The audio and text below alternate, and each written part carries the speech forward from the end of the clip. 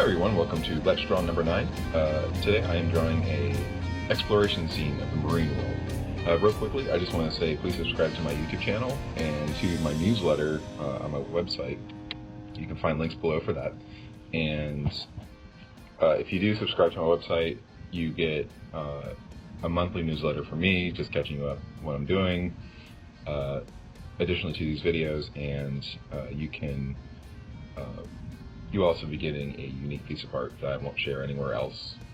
It's just for my subscribers to the email.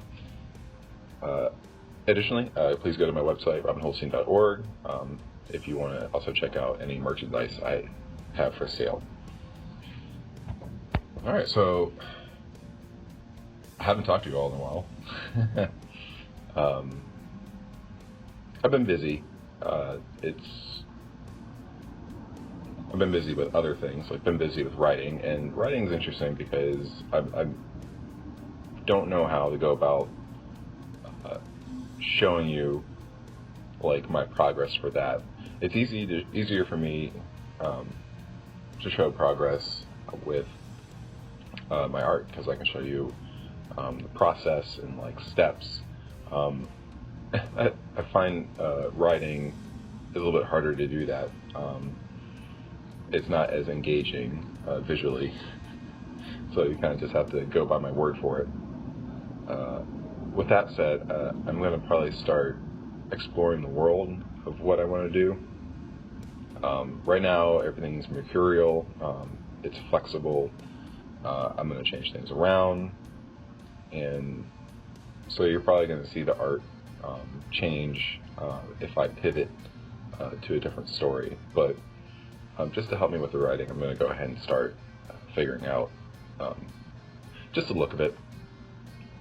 It also is going to get me more excited about writing. Writing's not that natural. Creative writing is a little bit easier compared to research writing, which is the only type of writing I used to do.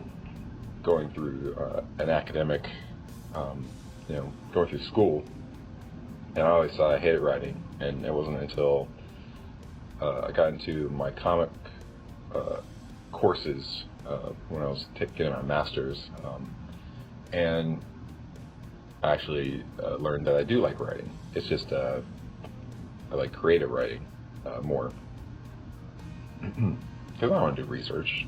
Kind of just want to shoot from the hip and just go into like my own brain in la la land and start like pounding at the keys and making it up. It's more fun, at least for me. So yeah,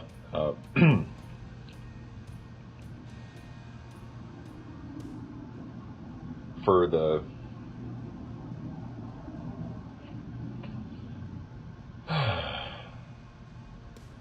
I do need some drinks. Alright, I was trying to stand and do this, but it was actually felt weird to stand and record. So back to the squeaky chair. So yeah,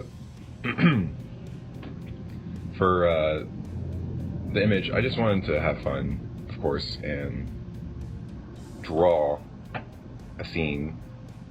I'm really trying to not say ums right now. I really have to be very self-conscious. I remember this from speech class. Did it again. Just trying to get rid of it. It's like, take a pause. Don't say the word while thinking. And eventually you'll just say what you need. Okay, so I am creating I just wanted to create a marine scene. It was supposed to be like more underwater, and then it became above water because I just wanted to show more tech. I could have done, of course I could have done that underwater. James Cameron did it with the Abyss, and yeah, so I could have shown a lot of tech underwater. No, I just pivoted, and it just kind of formed in my mind easier above the water as opposed to below. I always enjoy the scenes where it's like the potential of the act.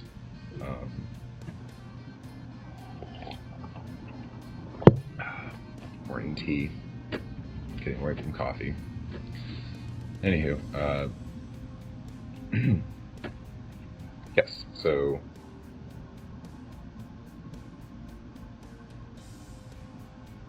the potential of the act.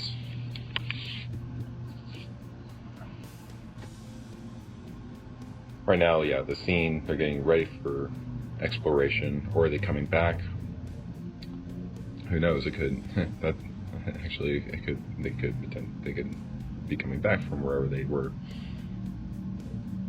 But it was fun. It's always enjoy the scenes where it's a mix between organic and inorganic. Oh, I'll be yawning. Objects.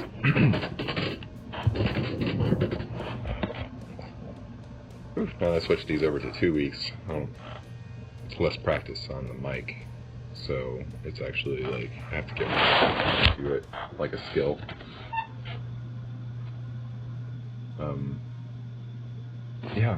I guess what happened since then?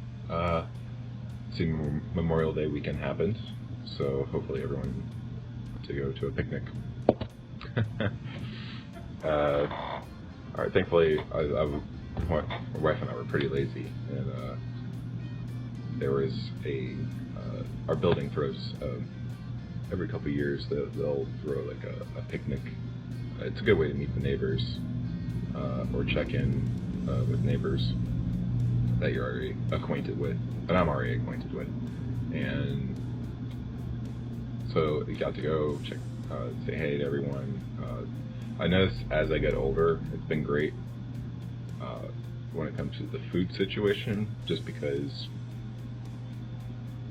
as I get older, that means my friends get older, and that just means that they have more experience cooking, and the food gets better and better every year.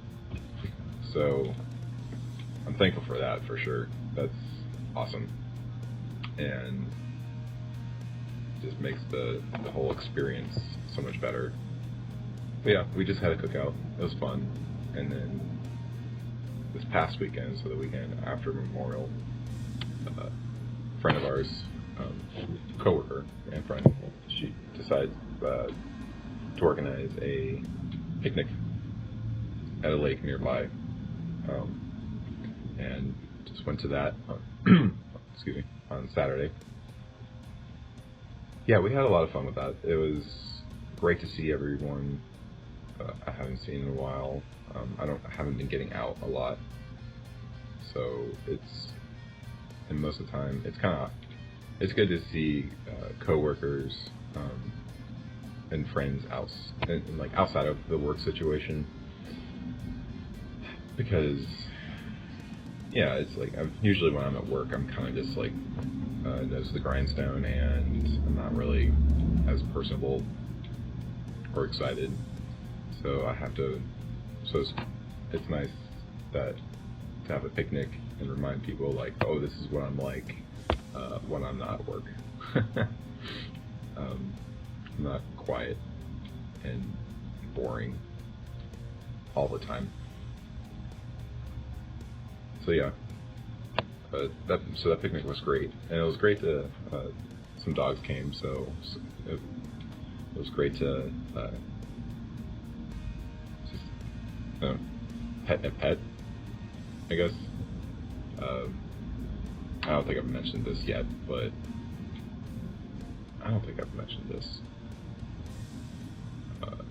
but my cat, I don't know if you've been following these videos, she passed away. You probably just, like when you follow the videos, I'm probably just, you probably hear me talking to her off screen, and she was battling cancer for about 3-4 months. It actually came pretty quick. It was like a super aggressive cancer. We tried all these treatments, and it didn't nothing took. We couldn't get ahead of it, and her immunity got really low on one of them, because it was pretty much a cocktail of treatments, and she got I think it was a bacterial infection.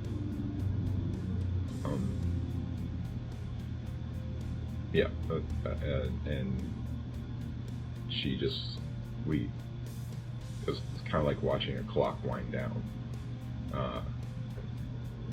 And she started, I don't know, you kind of know. When you go through something like this, you kind of know. You watch, I guess, your loved one, or like a pet, or the person or animal going through the situation. They'll let you know when it's time to go. And I mean, cats, they go into corners, and they prefer to die alone. It's instinctual. And then, so she started finding areas that she's never been before, and to hide. And so yeah, we knew like it was time. So we ended up having to take her in, and then she, and the doctor was like, yeah, she's just really bad off right now. And they wanted to do like an emergency thing, and I'm like, you know what? I think at this point, I think it's just time for us to say goodbye. So it was rough. I don't think I've cried as hard as that in a really long time. Just Susan, my wife and I. So yeah. But it's been, I think, a month now. A month to 2 months after that, since we said our goodbyes to her, and so yeah, it's a little bit easier to like talk about and digest. I think at this point, yeah, we're talking about getting more cats, but I think we're holding off until January, after like people, I think after people buy pets for Christmas, and then they realize they can't take care of them, and then they get rid of them and they send them to a shelter. So that's when we're going to start looking for a cat to save them from someone who realized that they can't handle the responsibility. I'm probably going to go for 2 cats this time instead of 1, so they can keep each other entertained. Yeah, it was really crazy and rough, like going through that, because it was just kind of a preview of what it's like to like care for a child, because Susan and I had to get on a schedule because she had like medicine, and she had a feeding tube, which sounds way worse than it really is for a cat. It didn't seem to bother her that much, and she was still moving around and stuff. It was just a tube that she had, that we put food and medicine through.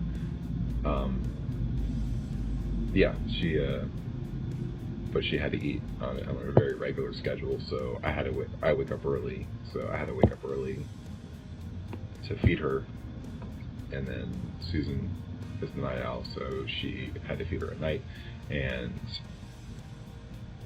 I didn't realize it's how much it was going to start affecting my sleep schedule. And yeah, if I get lack of sleep, if either one of us gets lack of sleep, we're just grumpy. I'm like, I don't know how the heck parents do it, but maybe it's just because it's their own kid. It's something that I don't understand or willing to experience at the moment. Okay, let's get off subject. So that was the depressing thing that kind of threw me into a loop, that I've been having to struggle with while working on these videos. The videos during that time, though, allowed for kind of an escape, and then and once she passed, it was kind of like I just wanted to shut down. And of course, then you saw me change my video schedule, and then also realize, like, what am I doing? Like, I need to start working on my own stuff. So that's when the shift started happening. So yeah, trying to figure out what to switch over from a more positive note. When I was working on this Let's Draw, most of the inking I did, not the rust, but like the inking part, just sat on my couch. I mean, this is Mongo Studio, so working digitally, and ended up listening to the Hamilton soundtrack twice through, and it was that's a good one, folks. I don't know if you all listened to the Hamilton soundtrack yet. You know, I was I like musicals. Grew up, like, my parents were pretty good about, like, taking us to musicals growing up.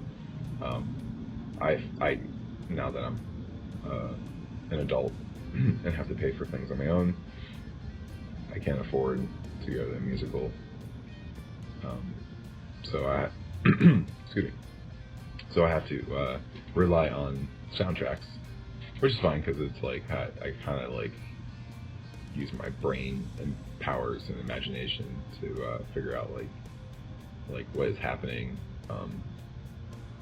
for the scenes as, like, you know, the music's playing. But yeah, Hamilton is super neat, unique, super smart, and in any show that makes, like, history entertaining for folks,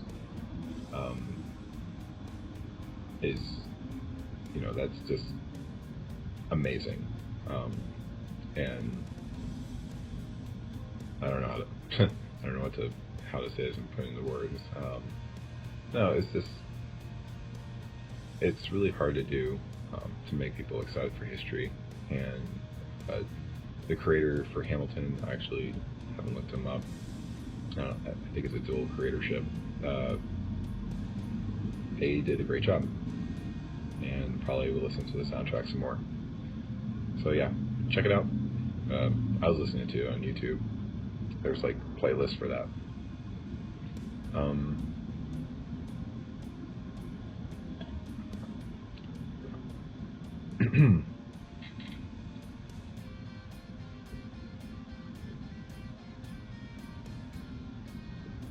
So I noticed of late, back to social media rant. It's a love-hate relationship with social media, for sure.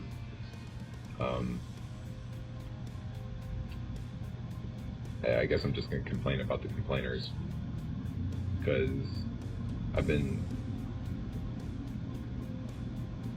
Susan and I have been noticing, like, a lot of our friends, and some of you know who you are,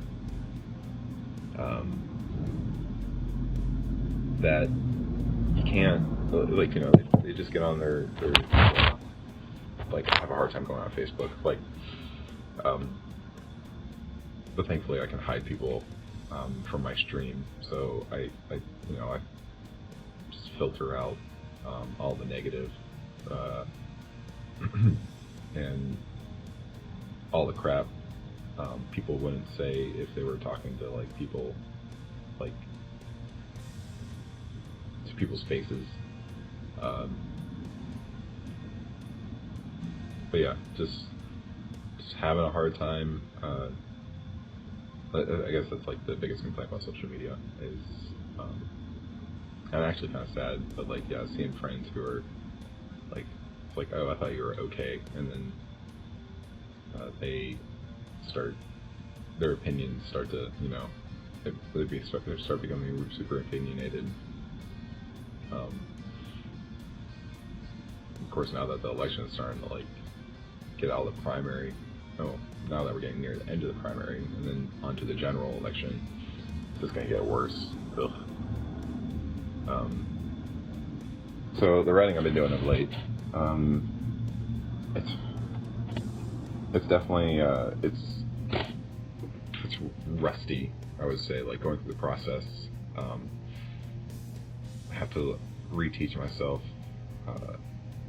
the steps that it takes to go from like nothing to like a fully formed story or script, that I can take that and start creating a comic from.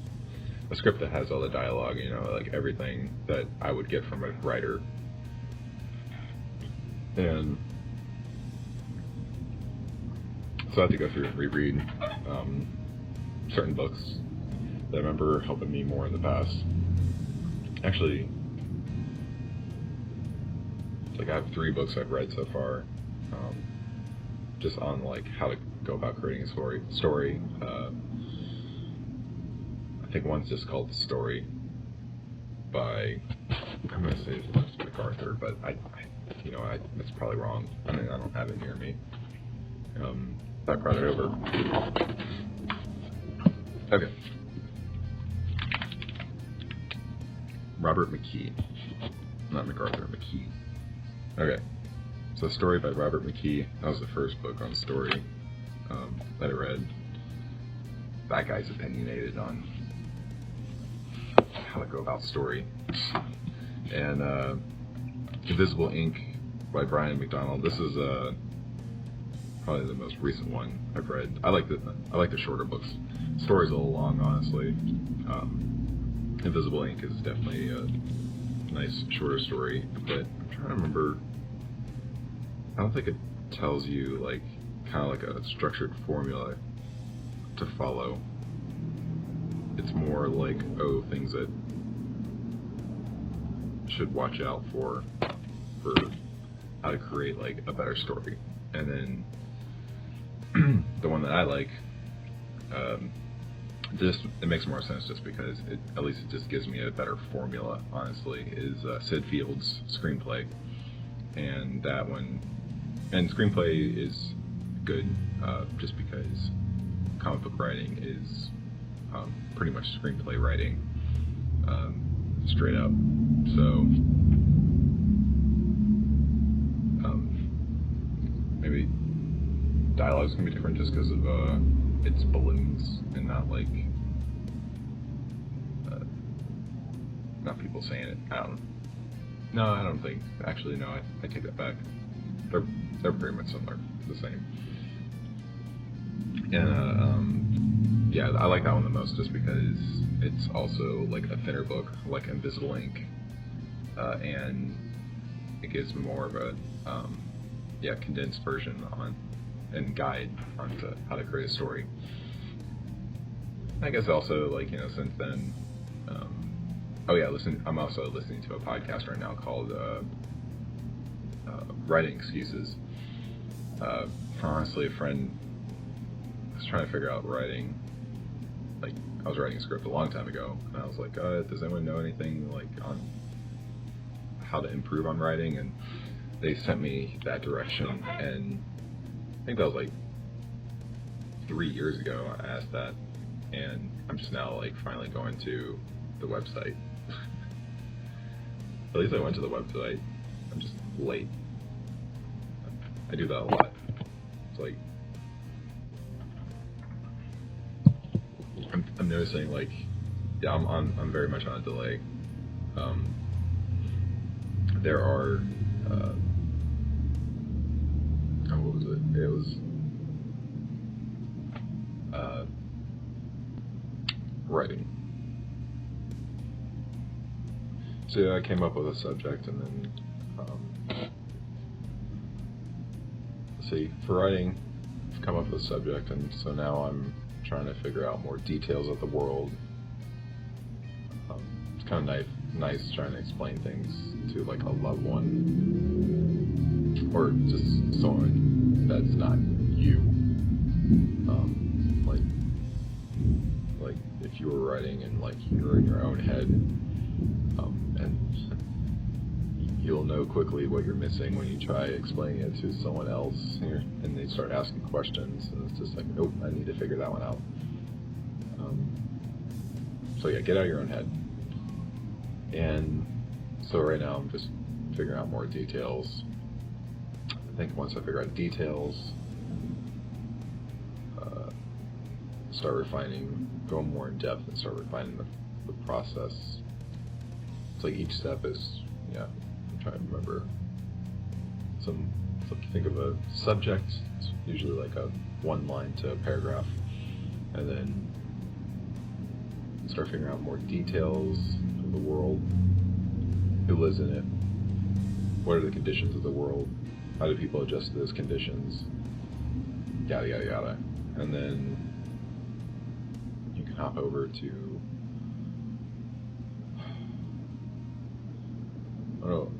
an outline.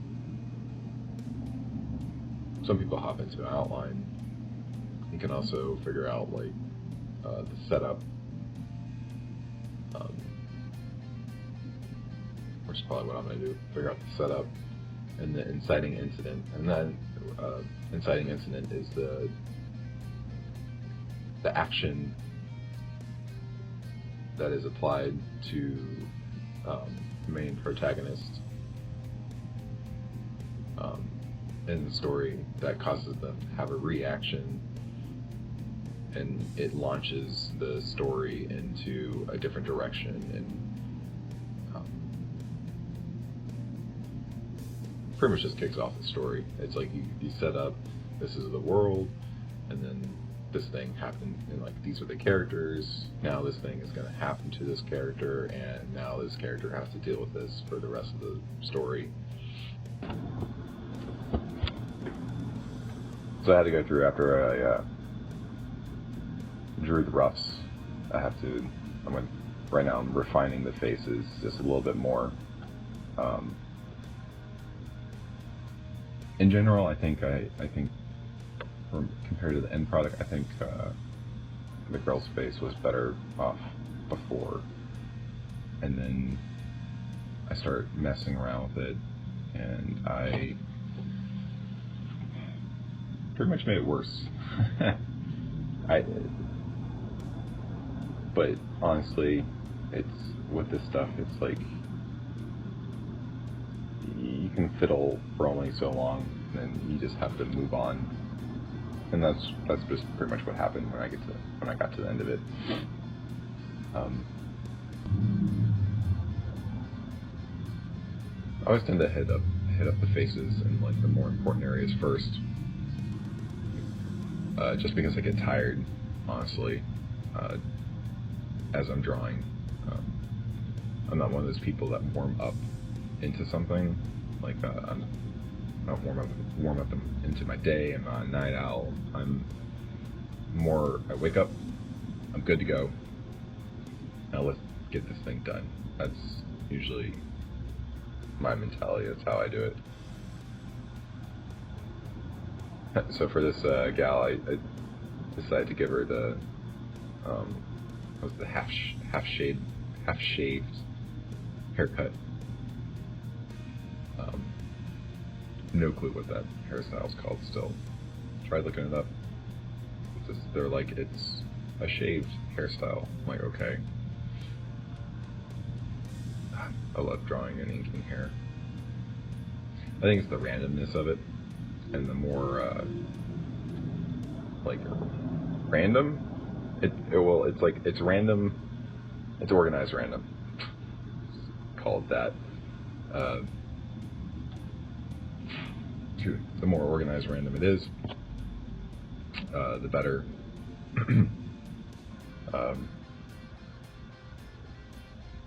The better the hair is going to look. More natural. Let's see. Yeah, inking the wetsuit right now. How much you feather something, which is that feathering is that right there. It's when going from thin to thick, just to manipulate the light source to make it look like light is fading over them. It's a transition method, going from light to dark. Anywho, the harder something is, the shorter the feathering is going to be. So it feels, because rocks and like hard objects they're going to have either none or hardly any feathering, because like when you see light hit like a rock or something, it's usually just a hard cut, and that's what we're trying to manipulate right now, like the material. At least drawing the elements of like water, fire, dirt, etc. Just because I deal with a lot of effects at work, like animating effects for the Marvel Avengers Academy game, along with 3D, but I tend to get shifted around anytime there's like complex, because a lot of our effects are 2D. Something I did unique in I started experimenting with it, I think, with the last Let's Draw. I can't remember, or was it a sketch? I started using a ruler just on top of my Cintiq. Like I said, I wanted to treat this like paper. I guess, and I could have, I don't know, probably shift-clicked it just to go from point to point. But so, like, at least I could have allowed the computer to do the straight lines, but that wouldn't have felt as natural. I think it's better. It's a better look, in my opinion, if I like lay down a ruler on top of the screen and go from that. I will say the ruler I was using. Oh yeah, I was also using the ellipse guides, the same ones I used in Let's Draw number 4, I believe. So I'm glad I was able to bust those out, and those are able to have a reoccurrence. But yeah, so the ruler I was using, just a cheap plastic semi-clear ruler. It's like green. I stuck pennies at the bottom of it because that was a trick I saw that another inker did. With rulers, especially being used for inks, you don't want them to be flush. Using real inks, I should say, you don't want them to be flush to the paper, because if you try putting a inking object like a brush or particularly a nib, the ink will immediately pool underneath, get sucked under that ruler, and just make like a big like ink blotch. I gotta sneeze on. Excuse me. And that's something to avoid. Yeah.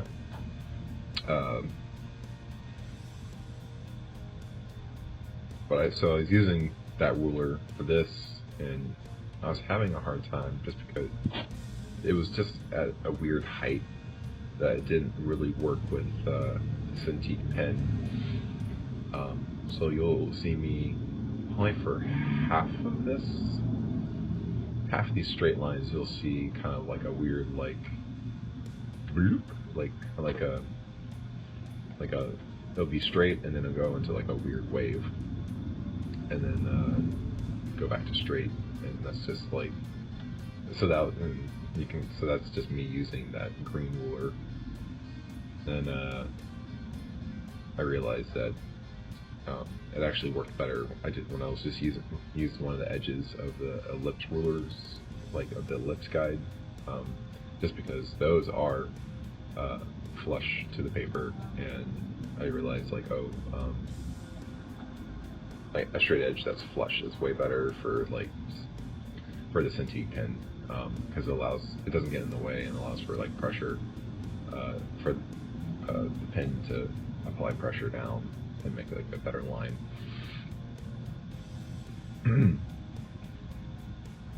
So it was interesting looking up submarines. I think that's like my favorite part these days.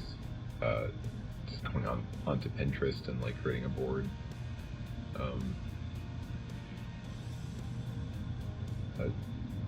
I think Pinterest is great. I know it gets like a bad rap. Like, it's like, oh, only girls use it. I don't think that's the case so much anymore. I think it's going more and more mainstream. And I mean, honestly, there's just a lot of artists in general on there using it. My wife, who's a photographer, she uses it a lot, and it's a good way to. She will create a look board of like what she wants to do for a photo shoot, and then she'll invite like the hair and makeup and like the model to that board, or any clients to that board, just to make sure everyone is on the same page for styling. So it's pretty smart to use it for that. This way of big blotchy hatching. Saw that technique from Jack Kirby. I saw that he used it for like kind of like glass area, just for filler, and because I just wanted a different. I didn't want to make it purely black because it is glass. I wanted to differentiate. So I just remember, I just remembered that was a technique that he used, and I was like, I'll just use that. Repurpose it. More hair. Can't get enough of the hair. And the goatee. Can't remember if I've ever done a hairstyle like that, where I just full beard. I've always been mostly a full beard or no beard type of guy. It doesn't look very good. Messing around. I definitely can't do mustache only, that's for sure. Mustaches are just so hard to like pull off. I just feel like a creepy pedophile or dude with just a mustache only. But I wonder if everyone like just looks like that, and then you just kind of have to like just let it soak in, and get used to like the new face.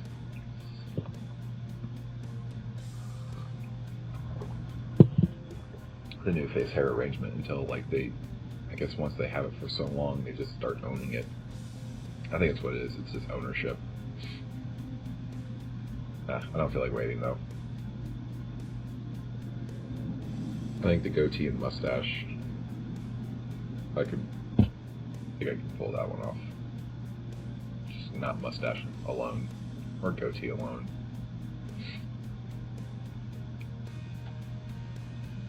Thicken up the.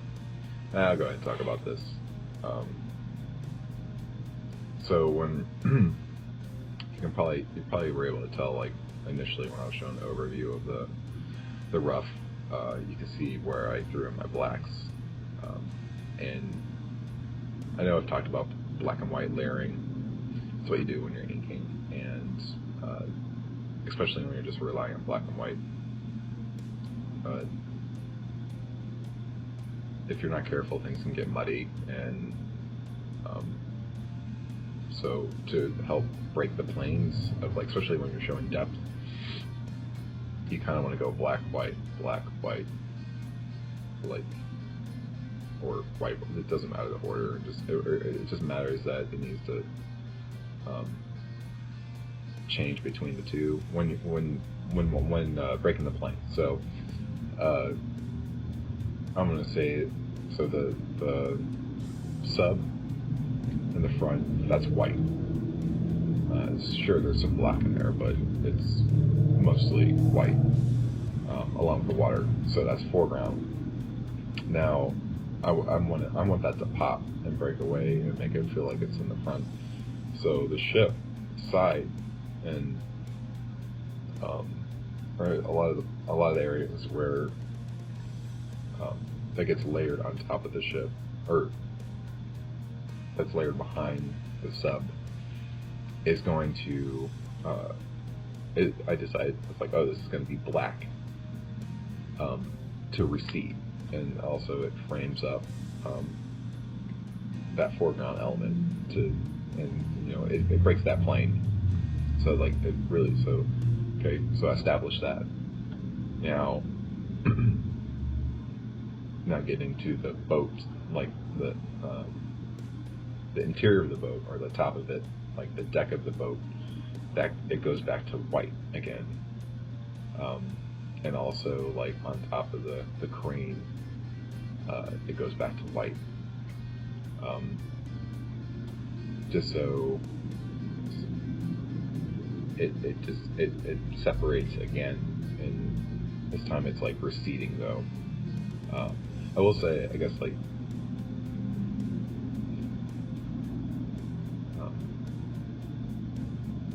some parts of it, like, I mean, it's mostly, the white is mostly white.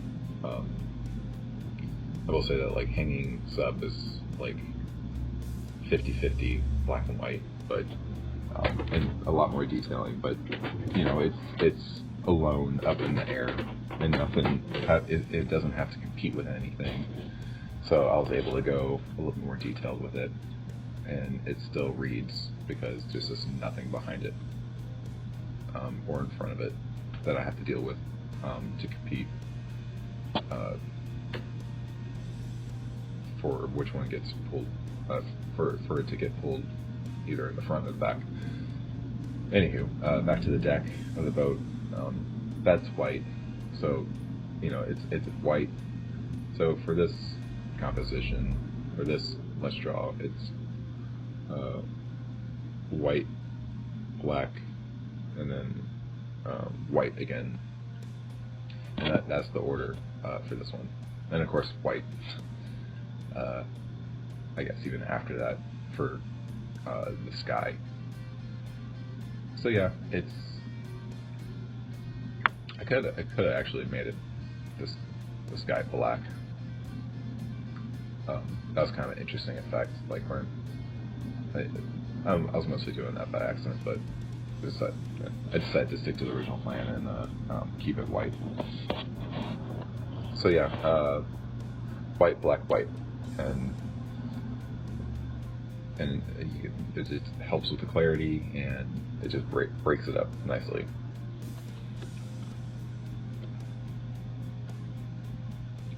Thank you all so much for watching. Please subscribe to my YouTube channel and go subscribe to my newsletter. You'll get art that I will not share anywhere else when I release those once a month. And also, please check out my Patreon page. I'm on there. It's just Robin Holstein. You can have $1 a month contributions, and it helps out a lot. So check it out. There's perks and rewards for that.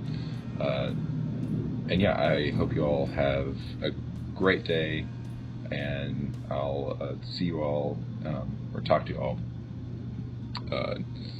in a couple weeks. Bye.